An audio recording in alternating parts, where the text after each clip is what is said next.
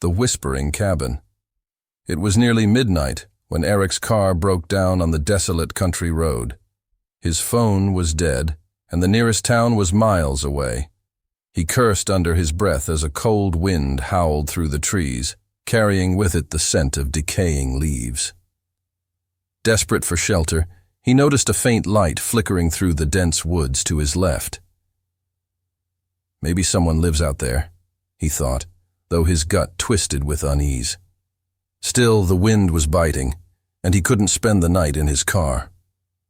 Grabbing his flashlight, Eric pushed through the undergrowth toward the light. After a few minutes, he stumbled upon a small, decrepit cabin. Its windows were dark, except for a single flickering candle in the front window. The place looked abandoned, yet the candle suggested someone, or something, was inside. He hesitated for a moment before knocking on the weathered wooden door. Silence. He knocked again, louder this time. Still nothing. The candle continued to flicker ominously.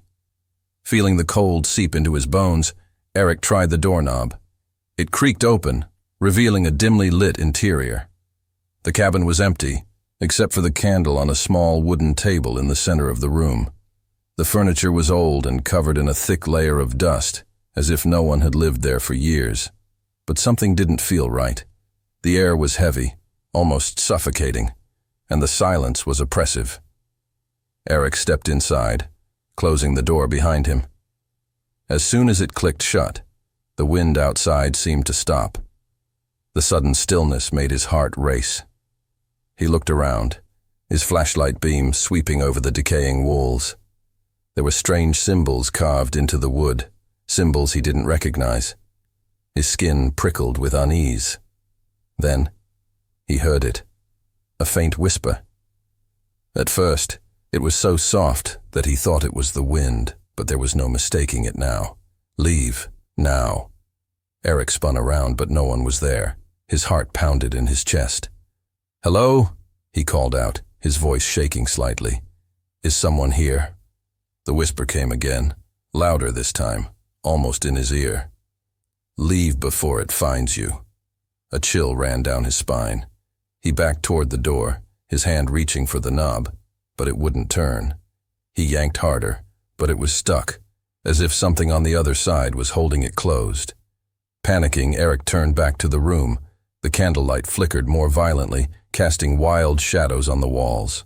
Then, from the corner of his eye, he saw movement. In the far corner of the room, a dark figure was emerging from the shadows. Its shape was human, but its eyes were hollow, and its limbs moved unnaturally, like a puppet on broken strings. Eric's breath caught in his throat.